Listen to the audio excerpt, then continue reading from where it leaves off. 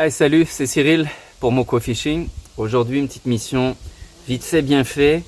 J'ai dit à ma blonde que je pêchais 1 heure. 1 heure pour vous présenter un poisson dans ma quête des poissons de l'Abitibi. Fait que je suis venu sur un petit lac qui est pas trop loin de chez moi. On va pêcher à pied. Hein. Je suis pas mal dans la tenue du à pied. Fait que ça va être un beau petit défi. Chapeau, pêche estivale, des lunettes. Un petit cache-cou pour se cacher le visage. J'ai une boîte de leurre. Là, vous commencez à savoir qu'est-ce que je vais chercher. Une épuisette. Un sac, mon sac des possibles. Une canne. Ma Monster Game 2085. GoPro. Un petit peu d'eau. Et puis c'est parti. 1 heure, un beau défi, 1 heure de pêche. Ça va être tendu les amis, ça va être tendu. Alors par contre c'est 1 heure de pêche, hein. J'ai pas démarré le chrono encore. On n'est pas dans l'eau, on n'est pas encore en train de pêcher. Je prendrai un petit temps à la fin pour vous faire un récap de la pêche d'une.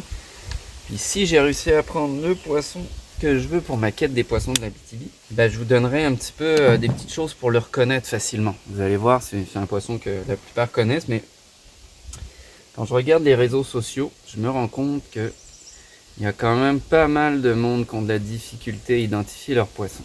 Même celui-là. Fait qu'il faut des critères qui ne trompent pas, ou du moins qui laissent place au minimum d'erreurs. Erreur qui peut vous causer d'ailleurs quelques problèmes avec la justice, puisqu'il y a certaines réglementations pour certaines espèces, d'où l'importance de faire attention à bien identifier ce qu'on prend comme poisson. Cette fois, le chrono, c'est parti. Je vous l'annonce, il est 15h52, donc à 16h52, faut que je sois revenu ici. Parce que là, je suis écœuré de plumer.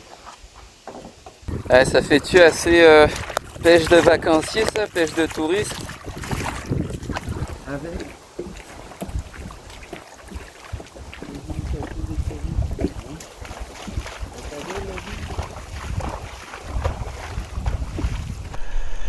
Alors, est-ce qu'on va être capable de pogner du poisson? Oh là là, là on arrive au niveau fatidique chez nous les hommes. Oh boy. Pourtant elle est chaude. L'eau, aïe aïe. Ok, c'est bon.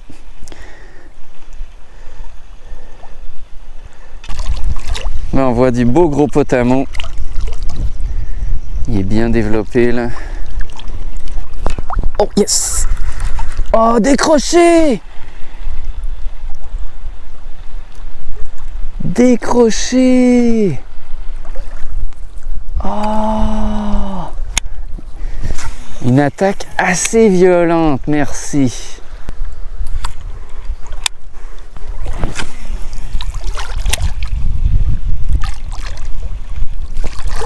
Oh yeah. Allez.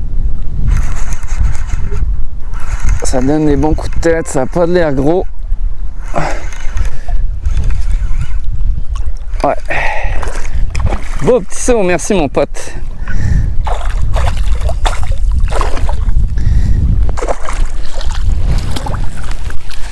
Et voilà. Fait que là, vous pouvez voir, c'est du brochet. On va prendre un petit 2 minutes au bord avec lui.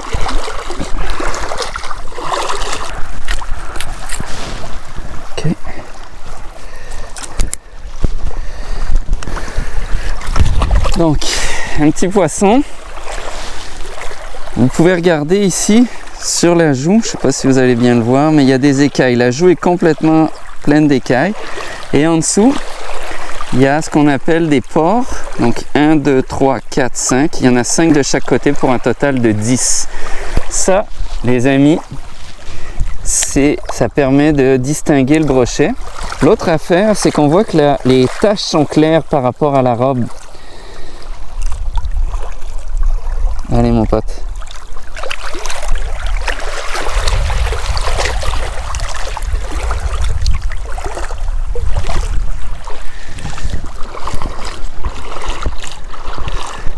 Et c'est reparti. Donc voilà, c'était le grand brochet. Le grand brochet. Un de mes poissons préférés avec l'achigan. C'est pas mal ce que je préfère. C'est nerveux au bout de la canne. C'est le fun à traquer. Puis il peut y avoir des très gros poissons. Juste pour vous rappeler, en fait, c'est quoi CUPAT. CUPAT, c'est pour la quête des poissons de l'Abitibi-Témiscamingue. Donc je me suis donné comme défi, je me suis pas mis de temps là-dessus, mais je me suis donné le défi d'être capable, si je peux, le but ultime c'est de prendre toutes les espèces de poissons de l'Abitibi-Témiscamingue. Yes, un autre. Ah, il est pris dans les branches là. Soit il est pris dans les branches, soit... Oh, c'est plus gros ça. Hein? Ouh! Il n'est pas plus gros au final.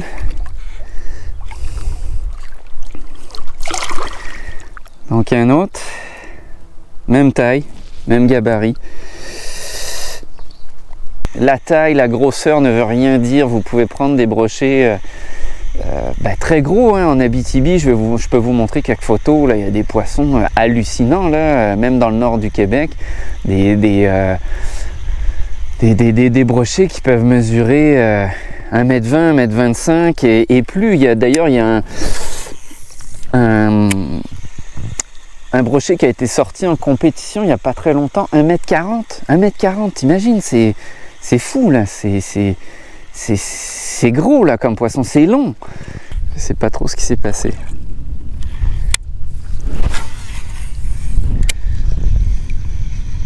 Je me suis fait arrêter d'un coup, comme s'il y avait un poisson. Mais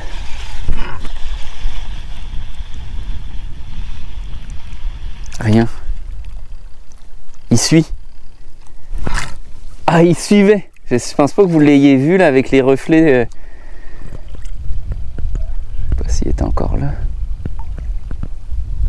Ah, il suivait. Ah, il a coupé mon leurre. Fait que moi sur un chatterbait là.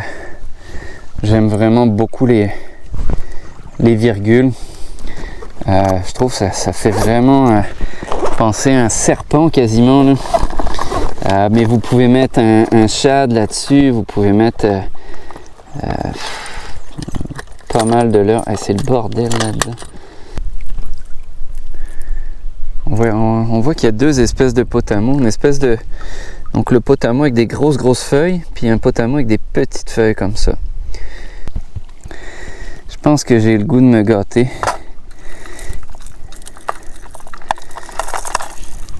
Et faire un peu de pêche en surface.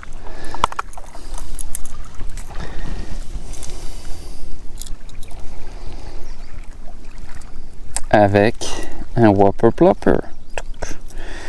Vu que les herbiers sont pas encore tout à fait en surface, puis le potamo a pas encore atteint la surface, on va essayer de voir si je peux en faire réagir. Parce que c'est quand même très cool de les voir venir en surface. Là. C'est vraiment l'heure de surface. C'est une hélice sur la queue qui tourne et qui donne le son caractéristique là, qu'on entend. Là.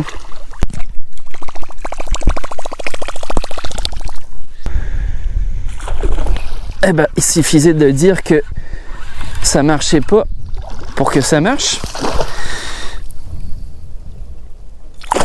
Oh, sublime.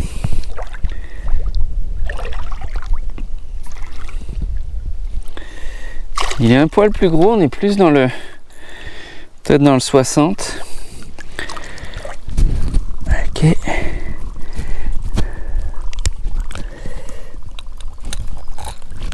Donc,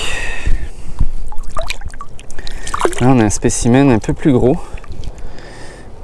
Branchion saigné. On voit bien les taches plus claires. Une robe assez sombre. Je vous présente le leurre juste à côté. Donc, ça fait pas mal la tête du brochet. Remarquez que je ne prends pas par les yeux. Allez, va-t'en mon beau.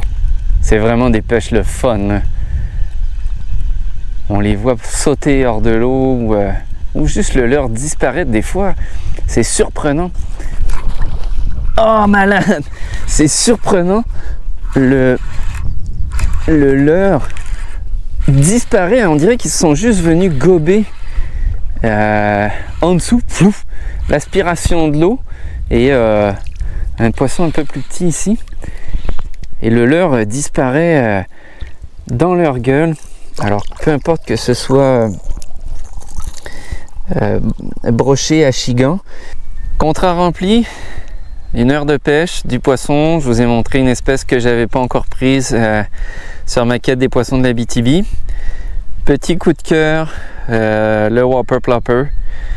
Des attaques vraiment géniales en surface là, c'est excitant là, c'est terrible, ça marche très très bien sur le brochet d'ordinaire. À date, dans mes expériences plutôt dans le nord du Québec, ça avait pas été trippant. J'avais récupéré peu de poissons par rapport à d'autres méthodes de pêche qui étaient beaucoup plus efficaces, comme notamment la cuillère ondulante argentée, des choses comme ça. Donc là, ça me réconcilie un peu avec les pêches de surface. D'ailleurs, récemment, j'ai fait une pêche à l'achigan ou le Whopper Plopper dans une taille plus petite à prix, en fait. J'ai même cassé lamentablement sur le poisson. Et donc, non, super. On se refait ça. Salut là. Je suis au camion. Je veux juste vous montrer à quel point ça m'a pris quelques minutes quand même pour revenir. Je sais pas si vous voyez bien, 17h06 et je devais arrêter à 16h52. Pas mal respecté, non? Évidemment, le temps de ranger, le temps de marcher. Bon, j'ai casté une autre fois ou deux là. J'ai pas été vraiment tout à fait fiable, je le reconnais.